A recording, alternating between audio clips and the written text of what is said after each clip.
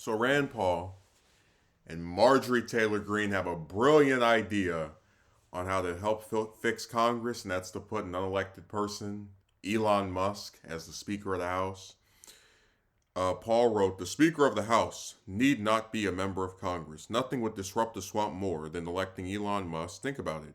Nothing's impossible, not to mention the joy at seeing the collective establishment, aka Uniparty, lose their ever-loving minds." And then later today, Greene wrote, "I'd be open to supporting." Oh, excuse me, let me do my voice. "I'd be open to supporting Elon Musk for Speaker of the House. Doge can only be truly accomplished by reining in Congress to enact real government efficiency." Now, Rand Paul is someone who I've said before. I have a lot of foreign policy agreements. He and I are very, we have a lot of overlapping views on war and peace, and the war on drugs as well. So he's someone who every now and again will say something I can agree with. Get behind in various ways. But here's what I'm kind of like disturbed by. So I have always felt that when you have government, like, okay, I get when a president wins an election, whoever's in their cabinet, we kind of just have to deal with it. Hope our representatives will vote against the person we really don't like him, etc. But what does it say when two members of the House, excuse me, two elected members of Congress, one in the Senate, one in the House, are going to tell the voters, "Hey, we could possibly have a new Speaker of the House who no voter voted for in any capacity whatsoever at all." And yeah, that's definitely a democracy.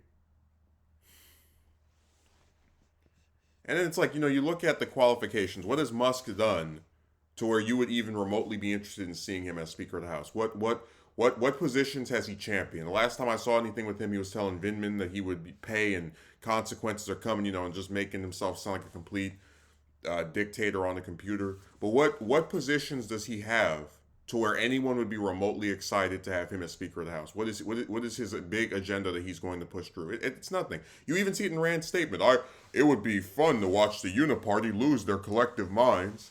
And again, it's like these are the people that are supposed to be bettering the lives of the voters. Like, think about that. He will actually float the idea of putting someone as Speaker of the House who has held no office, and with part of the intention behind that being the reaction by the collective establishment, like just no desire to actually see someone who has any experience in passing laws, who has some big huge agenda that can only be enacted if they're in that position. I mean, it's sad that this is the state of American politics, where politicians basically are paid, like, putting aside the fact that they wear these suits and dresses and all the rest of this other stuff that makes them look professional.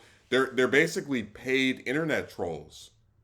Like, you're not gonna see, for example, AOC and Elizabeth Warren, or who would be her equivalent? I guess you could say Bernie, right? You wouldn't see AOC or Bernie or Rokan or any of these people go, "Hey, who would be a real fun Speaker of the House to make the Uniparty lose their collective minds?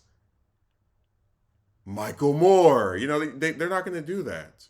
They're not going to seriously float a person who's never run or won a single election as the person who can be leading a government body of over 400 elected officials. Oh man, and like I said, if we lived in a real, like, democracy where people thought about this stuff critically, because it's not even about it being Musk, like, he's whatever. It's just, again, like, they actually are proposing this and thinking that it sounds good, and it's not about, oh, we're trying to fix things. No, it's just to get a reaction on the other side. And that's just one of the problems with modern politics, where a lot of the lawmakers and people who are in positions to do something about this stuff are not actually trying to fix anything. They just want to farm engagement. Like, it's about promoting yourself and becoming bigger celebrities. It's so rancid because it's again it is another example of proof that the institution of the American government is so rancid and decrepit and non-functioning that the people we vote for, some of the people we vote for anyway, can actually just publicly state, hey, let's put in someone who no one voted for, and not think of they're gonna have any pushback. Anyone's gonna say that's kind of crazy. They believe this is just a normal thing to write and actually propose, and like even if they admit the lack of likelihood that it could happen, that he could actually become speaker, they still are like think there's enough of a chance to push it. Just insane.